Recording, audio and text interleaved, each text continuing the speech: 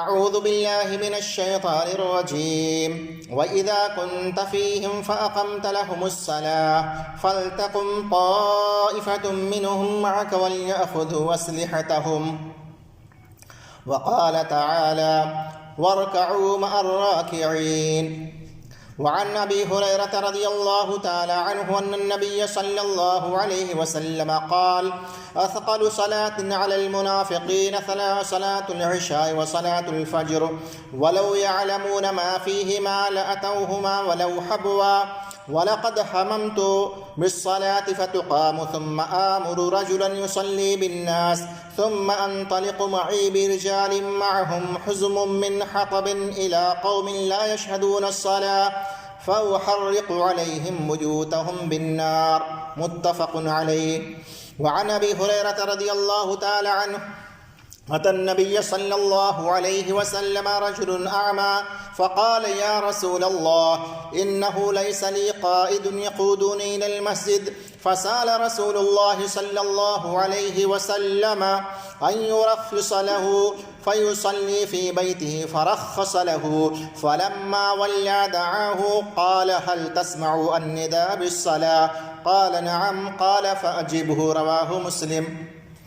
حاضرین جمعہ، اللہ رب العالمین کا شکر ہے اور اس کا احسان ہے کہ رب العالمین نے ہمیں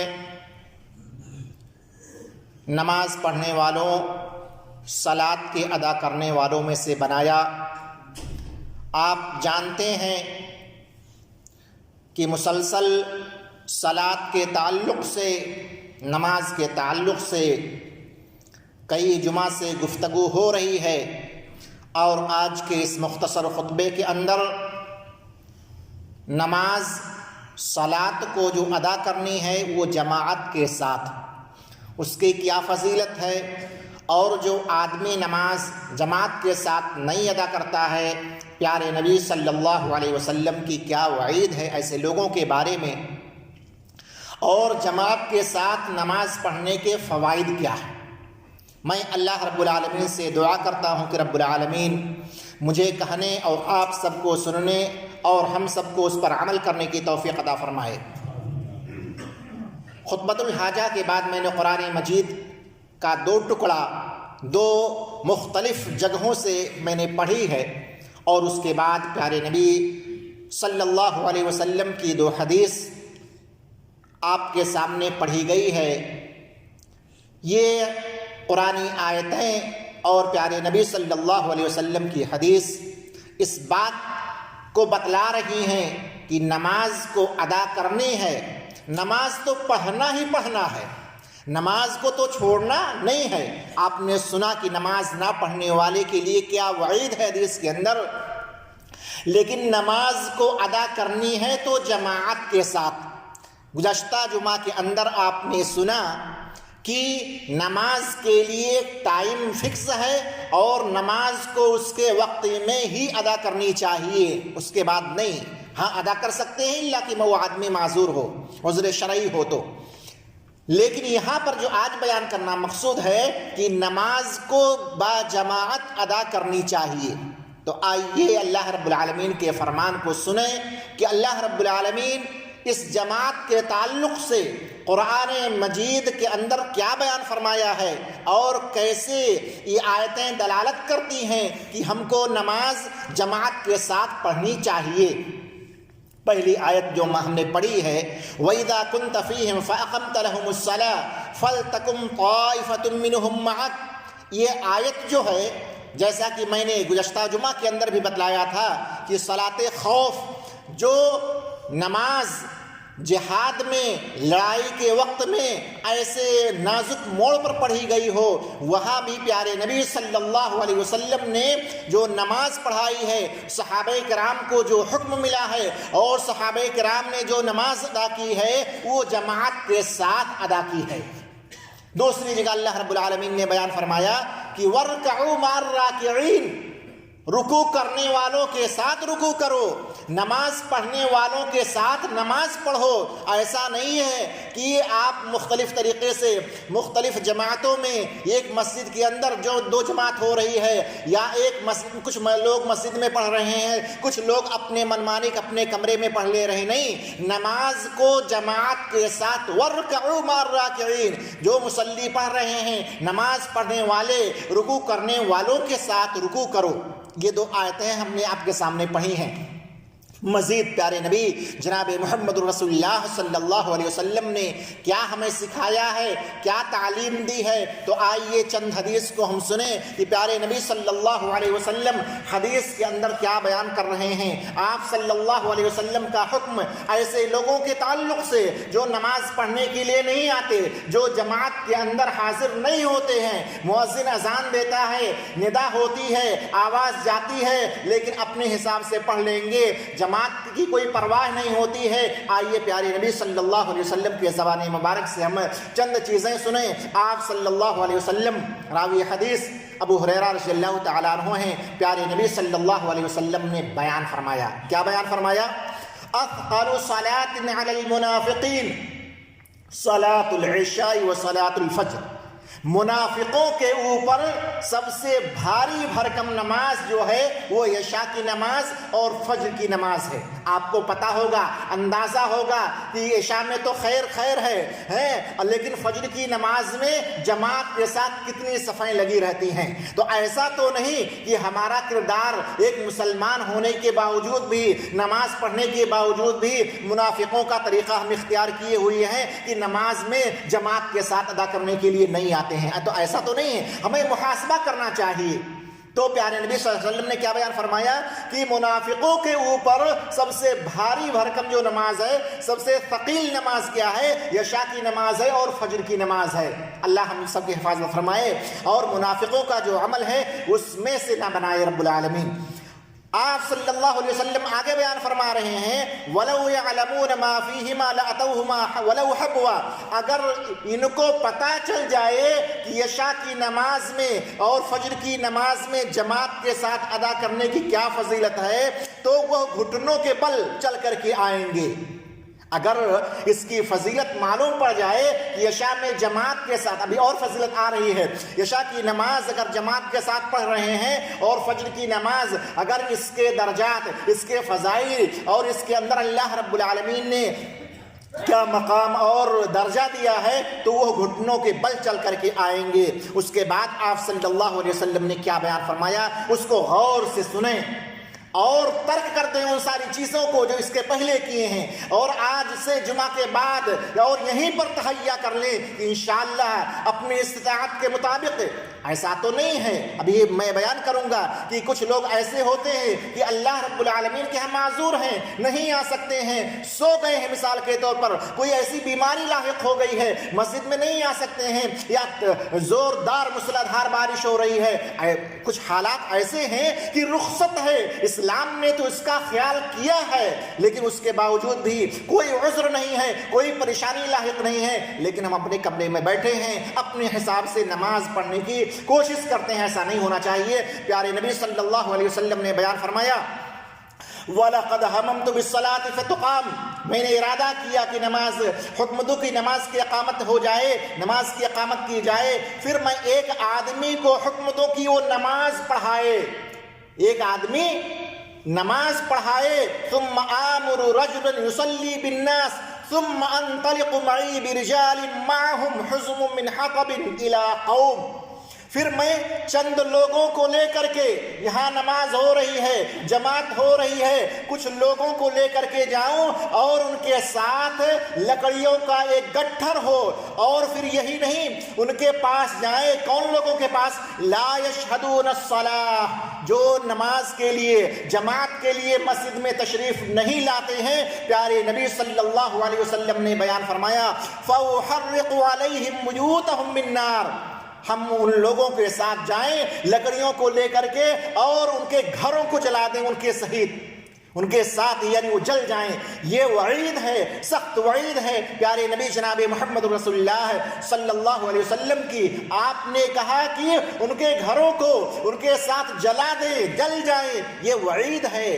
آپ صلی اللہ علیہ وسلم نے بیان فرمایا جو لوگ نماز کے لیے مسجد میں حاضر نہیں ہوتے۔ ایک دوسری حدیث اور سنیں، حضرت ابو ہریرہ رضی اللہ تعالیٰ عنہ خود راوی حدیث ہیں، خود روایت کرتے ہیں پیارے نبی صلی اللہ علیہ وسلم نے بیان فرمایا، یہ حدیث، یہ قرآن کی آیت آپ کے سامنے جو پڑھ کر کے سنائی جا رہی ہے میرے بھائیوں، اس لیے کہ اگر آپ کے پاس اس کا علم نہیں ہے تو آج ہی سے ارادہ کریں، پختہ ارادہ کریں اور اللہ سے دعا کریں جو ماضی میں غلطیاں ہو گئی ہیں اللہ سے معافی مانگیں، اور پھر تہیہ کریں، ارادہ کریں، پختہ ارادہ کر لیں کہ اب ہم نماز ادا کریں گے تو جماعت کے ساتھ ہی۔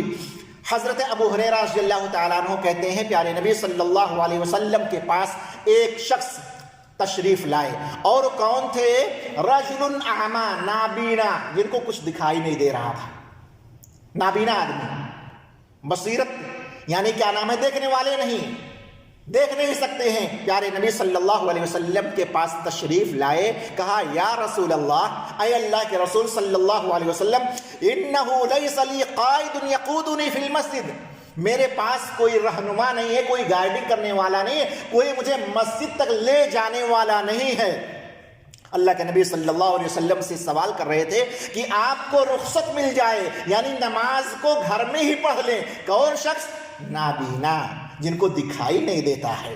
پیارے نبی صلی اللہ علیہ وسلم تو رؤوف الرحیم آپ کے بارے میں کہا گیا، شفقت آ گئی، نرمی آ گئی کہ آدمی اندھا ہے، اس کو رخصت مل جانی چاہیے۔ آپ صلی اللہ علیہ وسلم نے رخصت دے دی، کہا ٹھیک ہے۔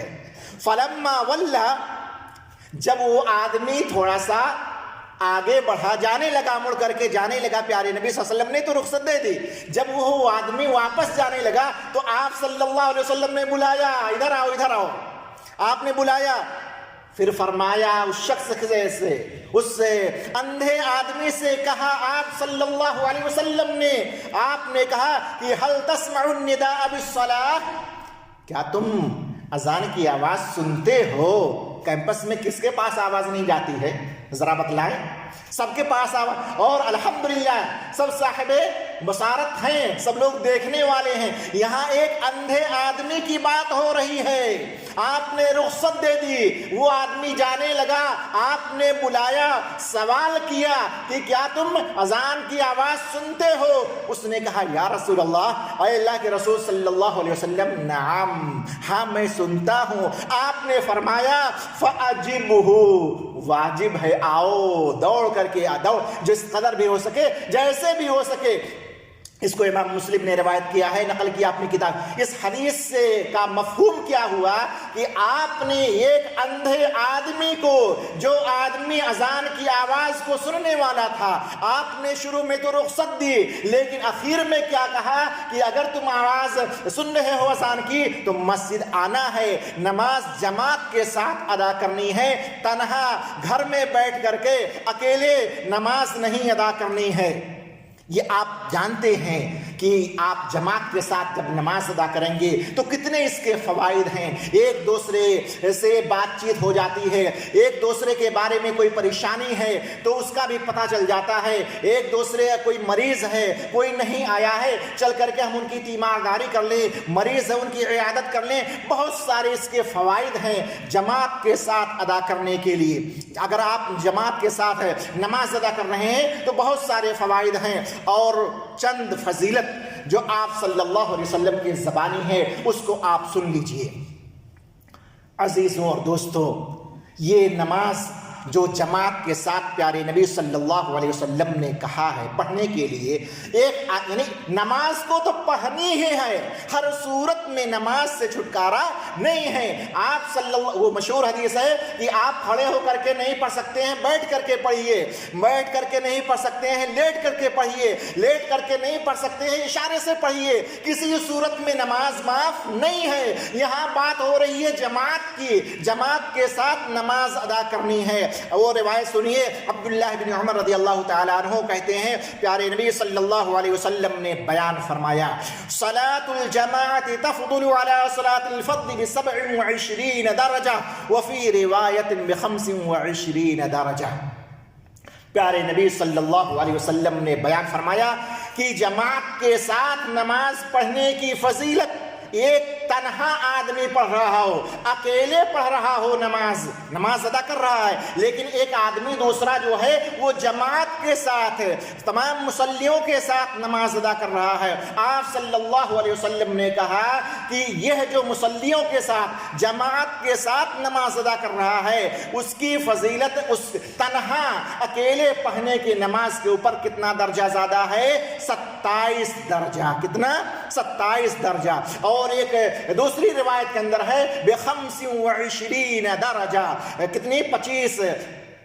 یہ آدمی جب تنہا نماز پڑھے گا گویا کہ اس کا اجر و ثواب 1 مل رہا ہے اور اس کا 27 گنا زیادہ مل رہا ہے یا 25 گنا زیادہ مل رہا ہے۔ کس کو حرص نہیں ہے، کس کو لالچ نہیں ہے کہ ہمارے درجات بلند ہو، ہمارے اچھے اعمال ہو جائیں، ہماری نمازیں اللہ کے ہاں مقبول ہو جائیں؟ ہر آدمی کی لالچ ہوتی ہے، ہر آدمی کی خواہش ہوتی ہے۔ ایک آخری حدیث بیان کر کے میں اپنے خطاب کے اپنے خطبے کو ختم کر رہا ہوں۔ وہ روایت جو ہے عثمان بن عفان رضی اللہ تعالیٰ عنہ راوی حدیث ہیں، یہ روایت بھی امام مسلم نے اپنے صحیح کے اندر نقل کیا ہے۔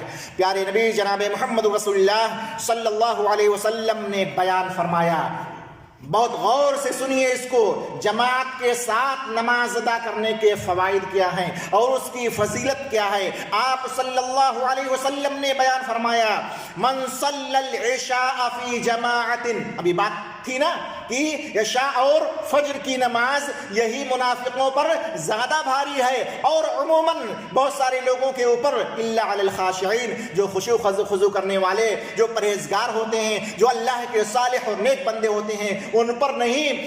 تو آپ صلی اللہ علیہ وسلم بیان فرما رہے ہیں کہ من صلی العشاء فی جماعت، جس نے عشاء کی نماز جماعت کے ساتھ ادا کر لی، فَكَأَنَّمَا قَامَ نِصْفَ اللَّيْلِ، بہت غور سے، اس نے گویا کی آدھی رات تک قیام کیا۔ کیا فضیلت ہے! اللہ، یہ دین اسلام کیا ہے!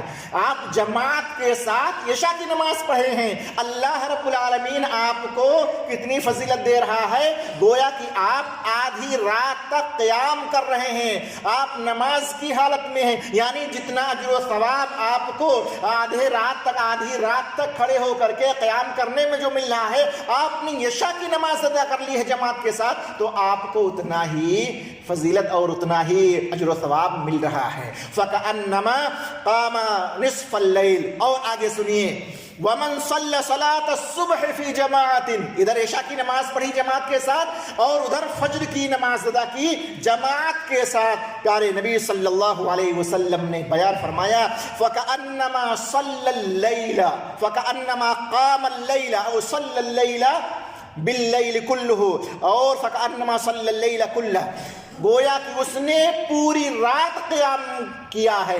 پوری رات ایک آدمی جو قیام کرے، جو اجر و ثواب اس کا ملنے والا ہے، ایک آدمی اگر عشاء کی نماز پڑھ لے رہا ہے جماعت کے ساتھ اور پھر فجر کی نماز جماعت کے ساتھ ادا کر لے رہا ہے، پیارے نبی جناب محمد رسول اللہ صلی اللہ علیہ وسلم کے اس فرمان کے مطابق وہ گویا کہ پوری رات قیام کی حالت میں گزارا ہے۔ عزیزوں اور دوستوں، ہاں، اگر کوئی پریشانی لاحق ہو گئی ہے، مثال کے طور پر ایسی مرض لاحق ہے یا نیند کا غلبہ ہے، نیند کا غلبہ کا مطلب یہ نہیں کہ سو رہے ہیں بھی تھوڑا سا اور سو لے، نہیں، نیند کا غلبہ کا مطلب یہ ہے کہ اگر ہم نماز پڑھنے کے لیے کھڑے ہو گئے تو پتہ نہیں اپنی زبان سے کیا کہہ دیں، اس قدر اگر غلبہ ہو نیند کا، اور ہوتا ہے بسا اوقات میں، تو آپ تاخیر کر سکتے ہیں، اس میں کوئی مذائقہ نہیں ہے۔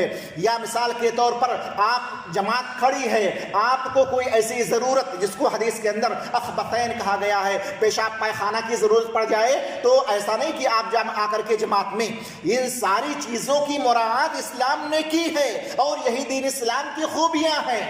کہ اگر ایسی ضرورت پیش آ جائے یا مثال کے طور پر ایک آدمی ہو خوب تیز اس کو بھوک لگی ہوئی، ایسی حالت میں بھی پیارے نبی صلی اللہ علیہ وسلم نے اجازت دی. تو رخصتیں ہیں اسلام کے اندر، اجازتیں ہیں، لیکن اس محدود دائرے کے اندر. اللہ رب العالمین سے میں دعا کرتا ہوں کہ رب العالمین ہم سب کو نماز جماعت کے ساتھ پڑھنے کی توفیق عطا فرمائے.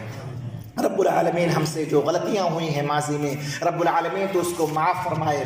رب العالمین ہم گنہگار بندے ہیں، ہم گناہ کرنے والے ہیں. رب العالمین ہم سے بہت ساری غلطیاں ہوتی ہیں، چھوٹی غلطیاں ہوتی ہیں، بڑی غلطیاں ہوتی ہیں. رب العالمین تو اس کو معاف فرمائے، تو اس کو درگزر فرمائے. رب العالمین تو ہم سب کی حالت، جو خاص کر کے جو مسلمانوں کی حالت فلسطین کے اندر ہے، رب العالمین تو ان کے اوپر مدد فرمائے. رب العالمین تو ان کی حفاظت فرمائے. رب العالمین ان کے بچوں کی حفاظت فرمائے، ان کے بوڑھوں کی اور عام مسلمانوں کی حفاظت فرمائے. رب العالمین تو ہم سب کے والدین کے اوپر رحم فرمائے. رب العالمین تو ہمارے بچوں کی حفاظت فرمائے. رب العالمین میں دعا کرتا ہوں کہ اس دولہ کی حفاظت فرمائے. رب العالمین تو حرمین کی حفاظت فرمائے.